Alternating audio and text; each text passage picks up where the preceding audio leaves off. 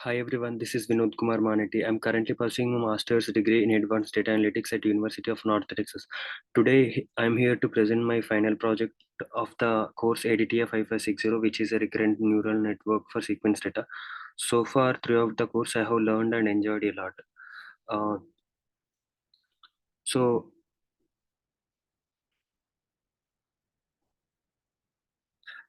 so the final project covers all the topics that have been discussed during the course. So coming to the part one contains about the time series dataset. So the dataset which I have chosen is this one.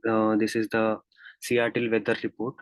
Uh, to answer the first part, student can search on the internet or using Google search or any other approach to find time series dataset in the public domain, which is available for use without any restrictions. The dataset contain either numeric values or multimedia data, including text, images, or video or audio files. So I'll start with the discussion. I will start with the definition of a time series dataset. So the time series dataset is a collection of observations that are accumulated over time, um, often at regular intervals of time, is or referred as the time series dataset. The time variable typically functions as the independent variable in time series data, while other variables in the dataset serves as the dependent variables. Examples of time series dataset includes daily stock prices, hourly temperature measurements, monthly sales numbers, and quarterly economic indicators. So the report of the dataset is the Seattle weather dataset is a tabular data collection that includes the details on weather observations made for Seattle, Washington between January 1st, 2012 to December 31st, 2015. The observations were gathered by the National Academic and Atmospheric Administration. The dataset is composed of 1460 rows and 18 columns, where each row corresponds to the single observation of weather on specific day, and each column to different characteristics or attribute associated with those observations. So date, precipitation, minimum temperature, maximum temperature, wind, weather, meteorological conditions, snowfall, visibility, humidity, dew points, and pressure are among the variables in the dataset. The CSV file format is used to store this data, which is arranged in a rectangular pattern. This dataset can be used for a variety of data analysis and visualization of applications, including investigating seasonal patterns in weather patterns, locating extreme weather occurrences, and examining the correlation between various weather conditions, and make informed judgments based on the trends and patterns seen in the data. So the dataset contains the data for every day during a 4-year period, including the date, amount, precipitation, temperature like minimum temperature, maximum temperature, and wind speed and weather conditions. The dataset columns are as listed as follows: date, precipitation, temperature maximum, temperature minimum, uh, wind, and weather. So several tutorials and courses offer pre-processed copies of the data that have been used, cleaned, and pre-processed to make the dataset easier to work with. So second part, uh, coming to the second part of the discussion, simple RNN with sine wave data. So to answer this question, we have to draw a diagram to describe the architecture of neural network with all the layers using MS PowerPoint or any draw tool in the MS Word. So there are numerous different configurations for neural network, and their architecture might change depend on the particular issue that is intended to address. I can, however, give a broad summary of the layers frequently applied in the deep neural networks. Uh, so coming to the layers of the neural networks, first one is the input layer. It is the layer where the network's input data such as picture, text, or number are received. The size of the input data determines how many neurons are present in this layer. The uh, second coming to the second layer, hidden layers. There are layers which are situated between the input and output layers, uh, home to neurons that process and alter the input data. The difficulty of the task can be affect how many hidden layers are there and how many neurons are there in the each layer. So and the dropout layer which is not mentioned here, but to avoid overfitting and enhance the model get generalization, this layer randomly removes certain neurons during the training. And the output layer, a probability distribution over classes for a classification task or a numerical value for a regression problem are examples of the final outputs that output layer of the network generates. So apart from this, we have activation function, batch normalization layer, loss function, and optimization approach. So coming to the second part of the second question, uh, building and training, building, training, and evaluating the simple recurrent neural network that has two layers, simple RNN and one fully connected layers in Keras. So to answer this question,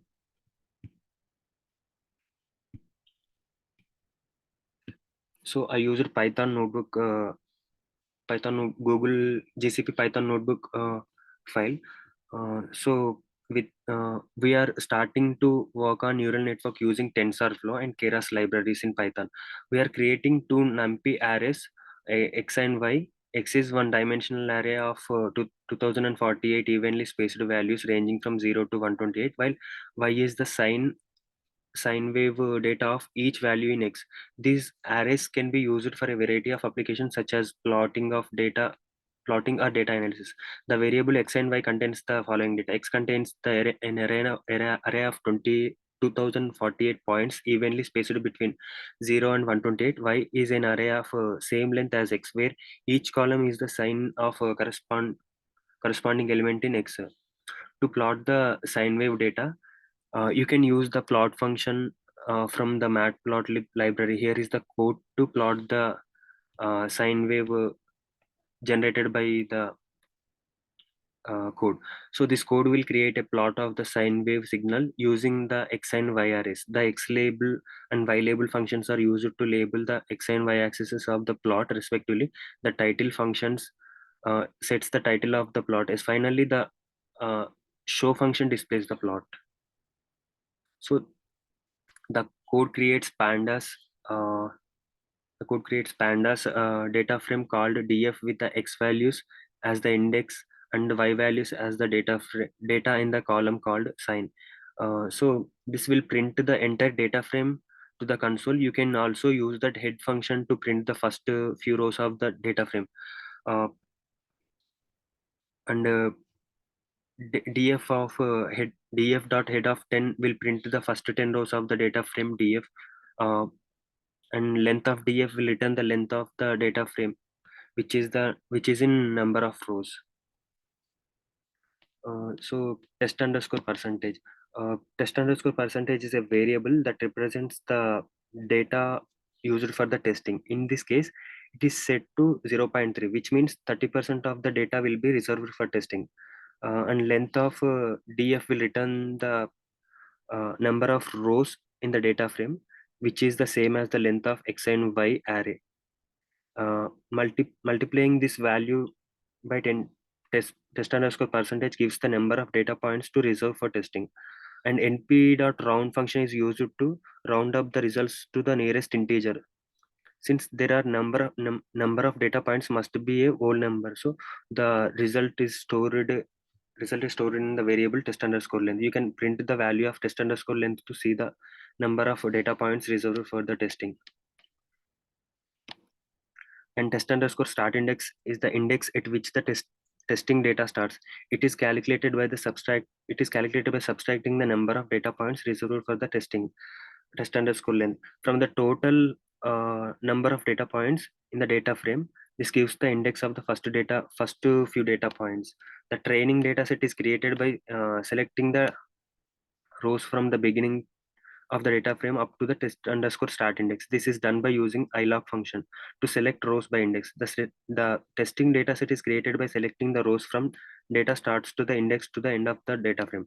Imports necessary libraries and creates minmax scalar objects normalizing data. Minmax scalar is a learn class that scales the data to a specified range by default between 0 to 1. The method is used to train the uh, train the scalar on the training data so that it can be used to normalize both training and testing data later on. The transform method used to scalar scalar object is used to perform the normalization. The transformation method takes an array-like object as an input, returns the normalization version of that object. Uh, and time series generator is a class. Uh, yeah, here it is. Time series generator is a class from Keras deep learning library that generates batches of the temporal data for training and prediction. As input. It takes as input of sequences data and produces a set of overlapping sequences of the specified length and with a specified step size. Each sequence consists of a length consecutive data points is used to predict the next data point in the series. The batch underscore size parameter specifies the number of sequences that are proceed processed together in a batch.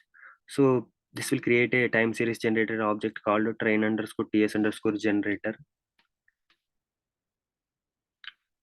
So it generated a batch size of batch underscore size from the normalized training data. Each batch will consist of consecutive data points from the time series.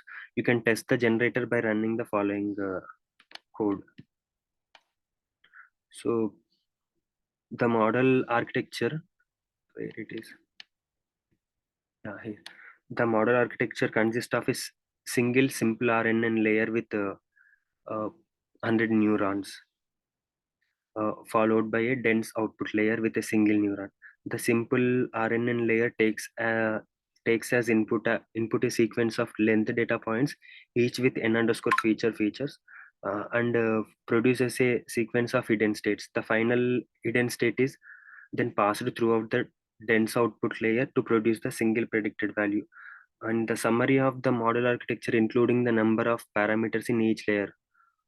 Note that the number of parameters in a simple RNN layer is 100 into 1 plus 100 into 100 plus 100. So is equal to 10,000 and 200, where the first term is the number of input weights, the second term is the number of recurrent weights, and the third one is the number of bias terms. The number of parameters in the dense layer is 101, where the first is the number of input weights and the second term is the number of bias terms. So after this, we will compile the model. Compile function is used to configure the model for training. In this case, we are using Adam optimizer and mean squared error loss function. The Adam optimizer is a popular optimization algorithm for deep learning that adapts the learning rate over time. The MSC loss function is commonly used for regression problem where we want to minimize the difference between the predicted and actual values. The fit underscore generator value used to train the model on the training data. We pass the train underscore ts generator 60 object that we created earlier, which generates the batches of the input or output sequences for the model to train on. We also specify the number of epochs to train for. So uh, the model history object contains the information about the training process, includes the loss on the training data on each epoch.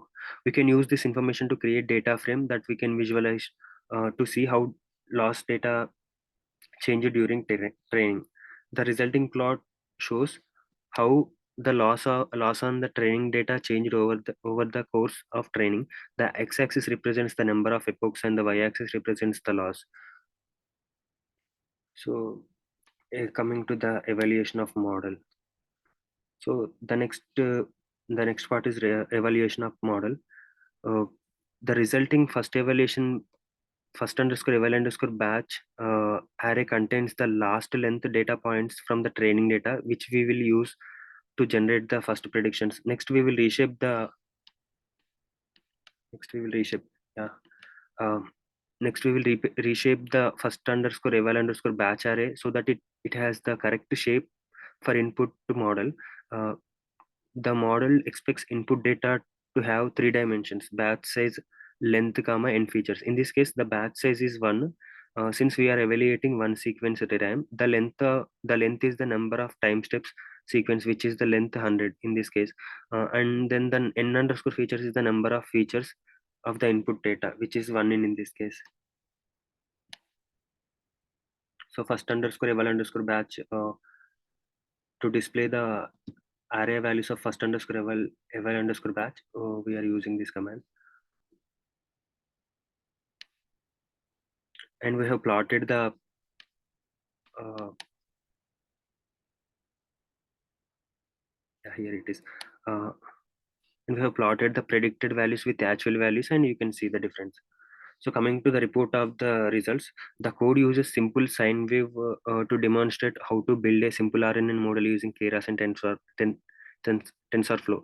The first step in the code is to create the sine wave data using NumPy, line space, and sine functions. Next, the data is loaded into the pandas data frame using index as a x values and data as the y values. The code then split the data into training and testing data sets using 70 by 30 split, with 70% of data being used for the training and the remaining 30% used for the testing. Before building this model, the training data is normalized using min-max scaler. The code then creates a time series generator objects to generate time series data for model, which is trained using simple RNN layer and dense layer. The model is compiled using the Adam optimizer and mean squared error loss function. After training the model, the code uses the last 100 data points from a training data set to generate the predictions for the data. The predicted values are then transformed back to their original scale using the inverse function from min-max scaler.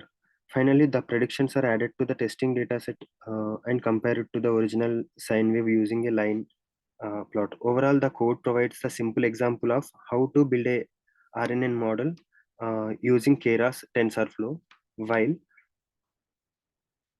the example uses simple sine wave sine process. Simple sine wave, and the uh, same process can be applied to the more complex time series data. So the model was trained using a sequence length of 100 and batch size of 2. It consists of a single simple RNN layer with 100 neurons followed by a dense output layer. The model was trained using the Adam optimizer, the mean squared error loss function. The model was trained for 6 epochs and training history was saved in data frame and plotted. The plot showed that the loss decreased gradually over the training epochs. So the model was then used to predict the future value of the sine wave data. The model was fed with the last 100 values of the training data set and then iteratively predict that the next value based on the previous values. The predicted values were then inverse transformed using the minimax scaler to get the original scale.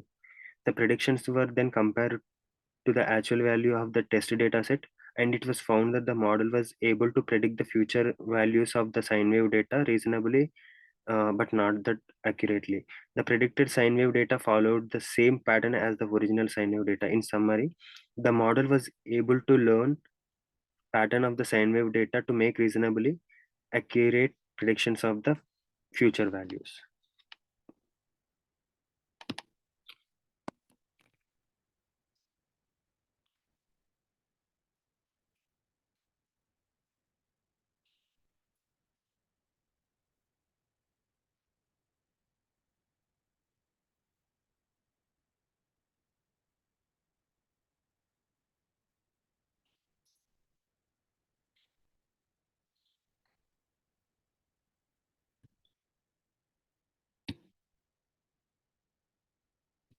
So coming to the part 3, RNN LSTM neural network. So first question is explain the vanishing gradient problem. The problem is the gradients of the loss function in neural network approaches to zero when more layers with specific activation functions are added, making the network challenging to train. Uh, why this is happens because the sigmoid function, for example, squeezes a wide range input space between 0 and 1 into a tiny input spaces. As a result, the output of the sigmoid function will change a little when the input changes significantly. The derivative shrinks as a result. For illustration, the sigmoid function and its derivatives are shown in the in this image. Be aware that the derivative approaches zero when the sigmoid function inputs grow or shrink. Through backpropagation, neural network gradients are discovered. Simply defined, backpropagation locates the network derivatives by going from the final layer back to the first layer. The derivatives of each layer are multiplied down the multiplied down the network.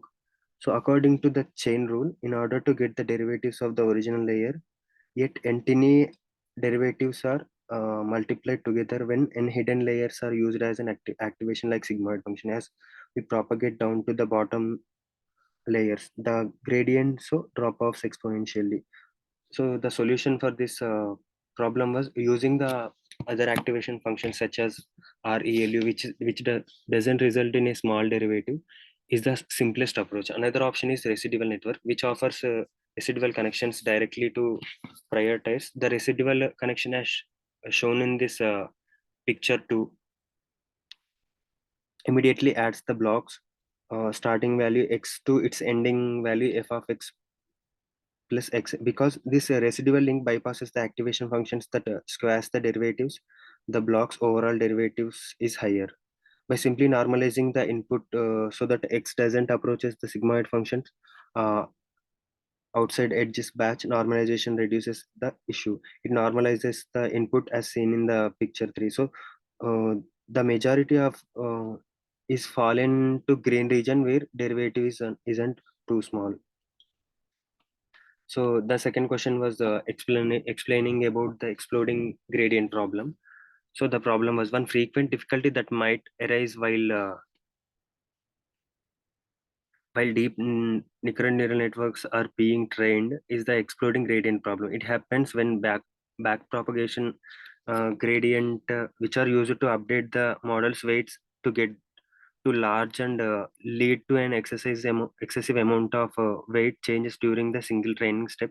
The weight may update in a way that overshoots the ideal value when the gradients are too long, which can result in the slow or unstable convergences or even divergences. This could make the model exceedingly unstable and prevent it from identifying any valuable patterns in the data. The variance of several activation functions inputs and outputs differs significantly from one another, such as the logistic functions, sigmoid, for example, simply said they can reduce the size of bigger input space and transform it into smaller output spaces, that its first range from 0 to 1. So the solution for this sigmoid function would be that to the increasing gradient issue in recurrent neural network has a number of solutions.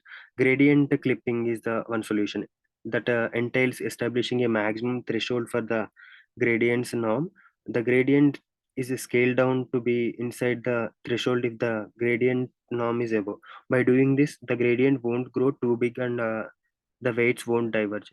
And the second solution will be initialization of weights. The initialization of the network's weight can significantly affect how large the gradients are. The gradients can avoid growing too big in initial phase of training by using the appropriate weights initialization strategies such as Xavier initialization and HE initialization. Alternative activation function is the one more solution. So certain activation functions such as the sigmoid functions have steep gradient towards their extreme, which can result in the gradient becoming very big. The gradients can be kept from growing out of the control by using the alternative activation function such as rectified linear unit RELU or the hyperbolic tangent function. So that is all about that second question. And in the third question, we have to discuss about the limitations of the simple RNN neural network. The the simple recurrent neural network is a particular kind of recurrent neural network that utilizes the feedback connections to analyze the sequential data.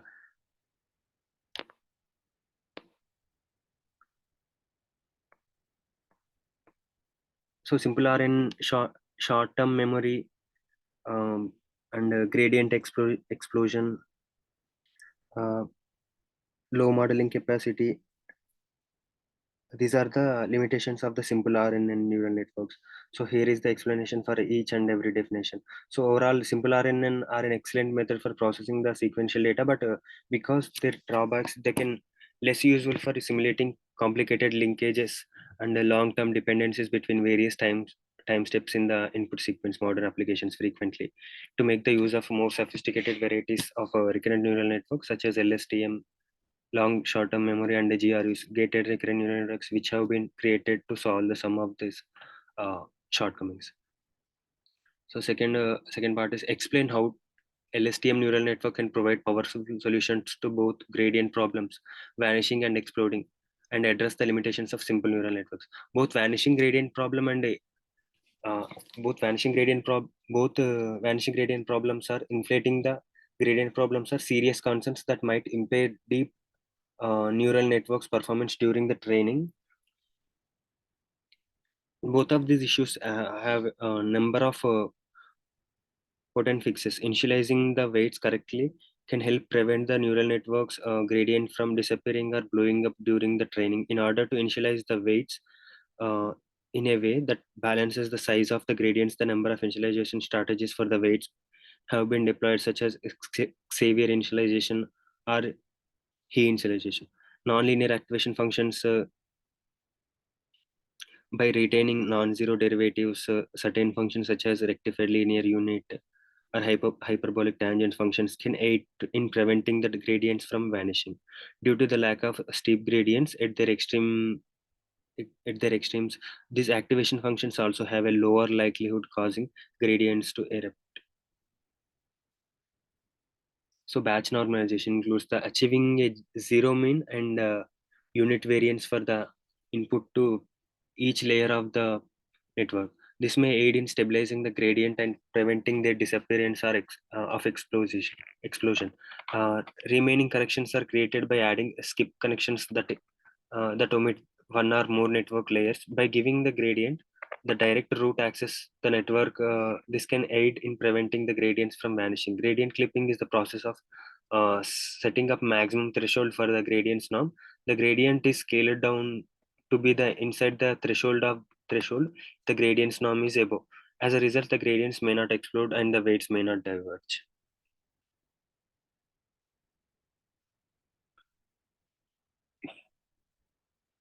And here are some of the shortcomings of that limitations of the recurrent neural networks. So long short-term memory (GRU), recurrent neural networks that processes input sequences in both forward and backward directions are known as bidirectional RNNs. By doing so, they can capture the context from both previous and upcoming steps and raise precise of their predictions. So coming to the part 4, uh, RNN LSTM with time series dataset. So to answer this question, we have to draw the diagram to describe the architecture of the neural network with all the layers. So here is the architecture of the neural network, which contains input layer, hidden layer 1, hidden layer 2, and the output layer. There are some more layers like activation function, dropout layer, batch normalization layer, loss function, and optimization approach. So the second part is about building an LSTM neural network using Keras sequential model. To build this model, I have so this is the part for Python notebook file of the part 4 section. So coming to this explanation about this part, uh, defining a sequential model using Keras and added an LSTM layer with 50 units, RELU activation and return sequence set to true. So add dropout layer, which dropout rate is 0.2%. 20% of the inputs will be randomly to, set to 0 during the training to prevent the overfitting. And adding another layer, LSTM layer with 50 units RELU activation and the dense layer with 1 unit, and compiling the model.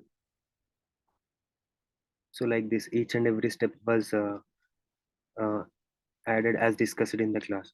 So coming to the summary of the core parameters, percentages of the data used for testing. The percentages of the data used for the testing is specified as a test underscore pers variable. So this is test underscore pers variable in this which is set to 0.2 or 20% by default. This means that 20% of the total data will be used for the testing and the remaining 80% will be used for the training model.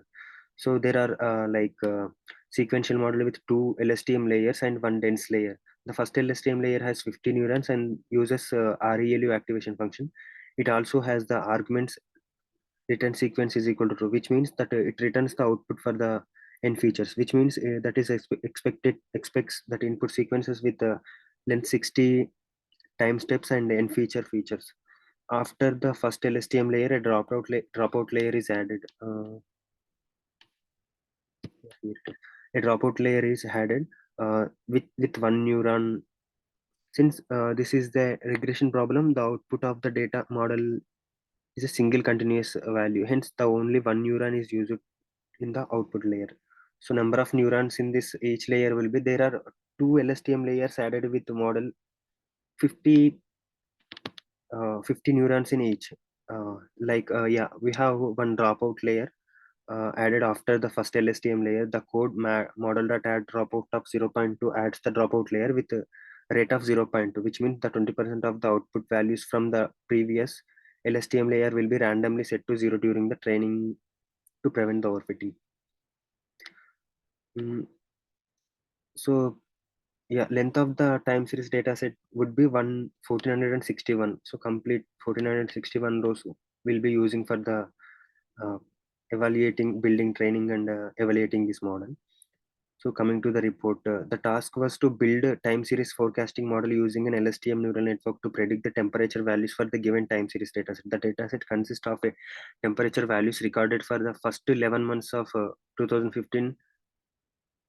The model was there used to forecast the temperature values for the month of December 2015. So the approach involved in this process was first loading the dataset into the pandas data frame and exploring it. The data was then split into the training and testing dataset, where the training set consists of a maximum temperature. Uh, Training set consists of temperature of values of the first 10 months of the 2015, and the testing set consists of the values of the months of the November 2015. Next, the time series generator was created to generate batches of the training dataset LSTM model.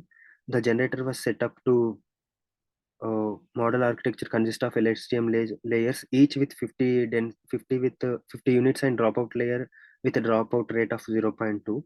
The final layer was there. The temperature values, the model was compiled using the Adam optimizer and the mean squared error layers. The model was trained for 100 epochs using the fit underscore generator function. So results, the LSTM model was able to generate the accurate temperature forecasts for the month of December 2015. The model was trained for 100 epochs and the loss decreased over the time.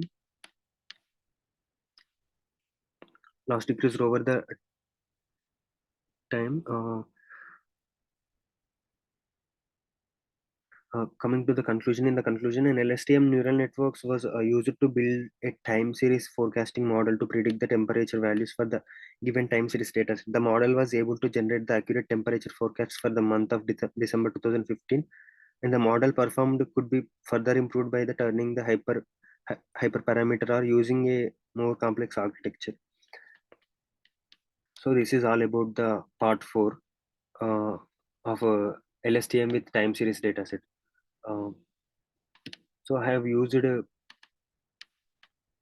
same dataset which I have chosen for the first part for building the fourth part of the final project. So coming to the fifth part is about the redesigning of the neural networks. So I have redesigned the neural network by changing the uh, test percentage to 0.1%, and I have changed the length to 100. So test percentage to 0.3%. So 30% of the data will be used for the testing, and the remaining 70% of the data will be used for the uh, training. So here is all the basic commands. So here is the normalization of training data set, normalization of testing data set by using the scalar function, uh, min max scalar of the transform function of the min max scalar. So here I have assigned a generator batch size of 32. So the remaining uh, training underscore test generator is a variable which stores the time series generated values of the normalized train values with a length of 100 and a batch size of 30. So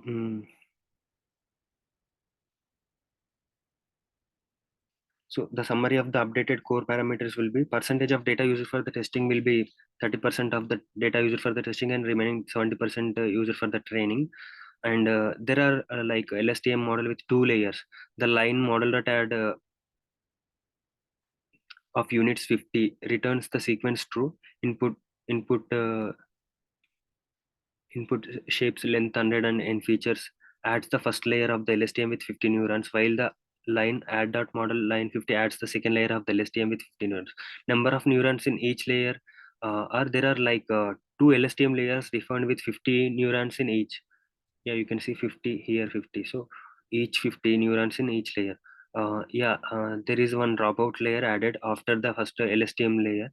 The code model that add of dropout of 0.1 adds the dropout layer with a rate of 0.1%, which means 10% of the 10% of the output values from the previous LSTM layer will be randomly set to the zero during the training to prevent the overfitting.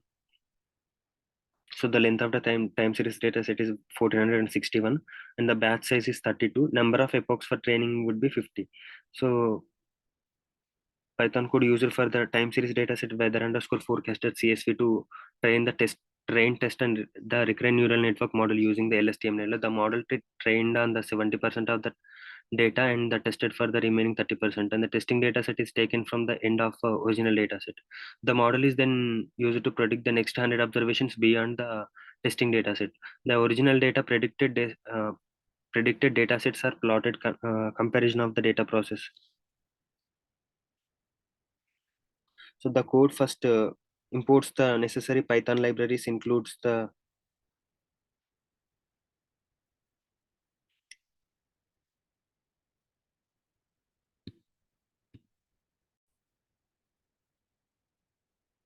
so coming to the part part 5, I'm sorry, part 7 is about the project report.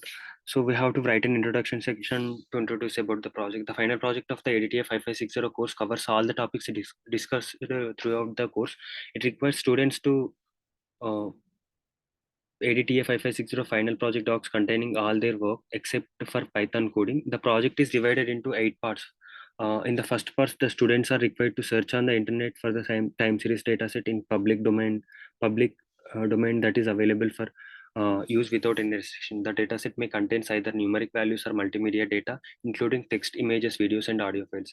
In the second part, the students are required to generate a sine wave dataset, build a train, and evaluate the simple recurrent neural network with two layers. One is simple RNN, and second one is fully connected layer in Keras. The third part is focuses on the limitations of the simple recurrent neural network and explain how LSTM neural networks can address those limitations. In the fourth part, students are required to collect a time series dataset and build a train and evaluate the LSTM model with all the code related to the project is done in the Python notebook. So Jupyter Notebook and the results should be presented in the MS Word document. Students are required to provide adequate explanation, supporting details and diagrams in their presentations along with the student has done along with the required files. Uh, so the second part is describing about what student has done in the part 2, 3, 4, 5 in the final project.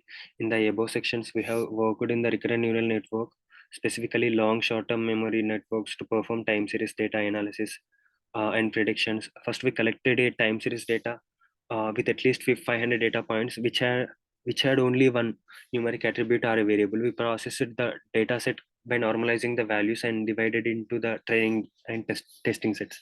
Next, we built an LSTM neural network with using Keras sequential model and trained using the training dataset.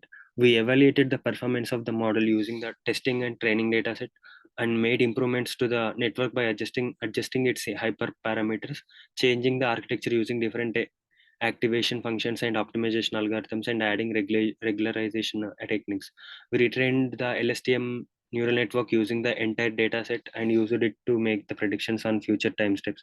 Finally, we compared the performance of the LSTM neural network designed in the above steps and another neural network that was designed in different part of the project based on the appropriate metrics considered the training time, model complexity, and other factors. In order to the above, we also discussed some of the challenges and limitations uh, with RNN, such as vanishing and exploding gradient problems, and how LSTM networks addresses these problems by incorporating memory cell and various uh, gating mechanisms to regulate the flow of information. We also explored the limitations of the simple RNN. Throughout the process of designing, training, and LSTM network, we used various tools, used various techniques to monitor and evaluate its performance, such as plotting loss, accuracy curves, calculating metrics, and such as mean squared errors and root mean squared errors by using early stopping to prevent overfitting. Overall working with RNN and LSTM networks can be powerful approach for analyzing and predicting the time series data, but it requires careful consideration of the data architecture, hyperparameters, and training process to achieve the optimal performance. Additionally, we discussed the importance of pre-processing time series data set, and we also discussed the concepts of transfer data learning in the context of RNNs, which involves using the pre-trained model to perform a similar task in the different domain. Transfer uh, learning can be useful when working with the limited amounts of data, as it follows us to leverage the knowledge learned from the larger data set can and apply it to the smaller one. So student has to list out what he has learned from the models and what he has experienced while working with the uh, building, training, and testing and forecasting about the model.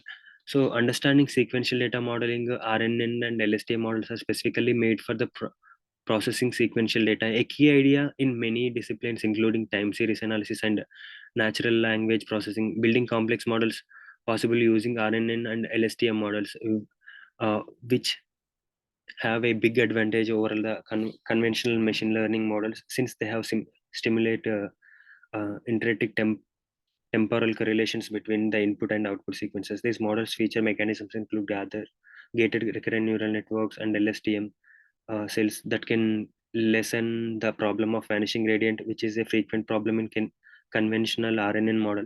This model also have processes to deal with the problem of bursting gradients. So pre-processing in incoming data is essential to ensuring the model can successfully learn from underlying patterns in the data. Normalization, scaling, feature extraction may be including in this. So coming to the conclusion section of the project, throughout this project we have learned that RNN and LSTM models can effectively capture the complex temporal dependencies in sequence data, making them suitable for various tasks such as sentimental analysis, speech recognition, and time series forecasting. We have also experienced the challenges of hyperparameter tuning, model training, and evaluation, which are essential steps in building effective models. Furthermore, we have seen the benefits of using more advanced variants of RNN, such as LSTM models, which can help mitigate and vanishing uh, problem commonly associated with the traditional RNN models. So overall, this project has given a valuable insight into the world of recurrent neural network models and their applications in sequential data modeling. While there is still much to learn and improve upon, we believe that these models hold great potential in revolutioning various industries and solving the complex real problems. And here are the references that I've used for building the project report of recurrent neural network. I forgot to uh, discuss about the part six. This comparison of network performance of the those two, part five and part 4 and part 5. So we ran into the multiple trials and compared the outcomes to compare the performance of two networks. Our objective was to ascertain whether the second network architecture led to any performance benefits, or if there had been little to no change. In our initial experiment, which is served as a baseline, we trained our assessed the initial network architecture using the data was uh, pertinent to the job at hand. Similar to the first experiment, the second experiment made use of different network design. The outcomes of our test revealed that the second network architecture did result in some of the improvements. We discovered that second architecture outperformed the first architecture in terms of accuracy, error rates, generalization, performance.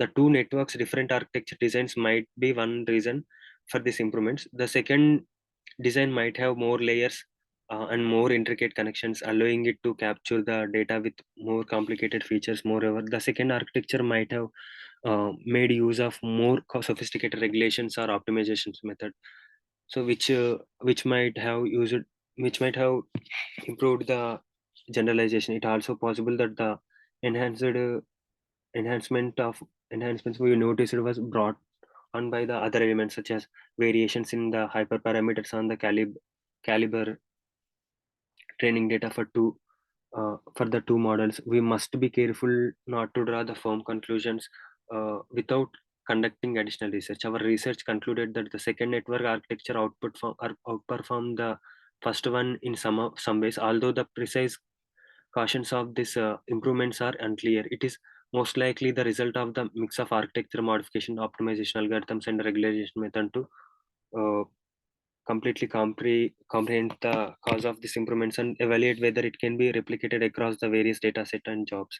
More study. So that's all about the project report. And thank you for listening to my video, and thank you for this opportunity.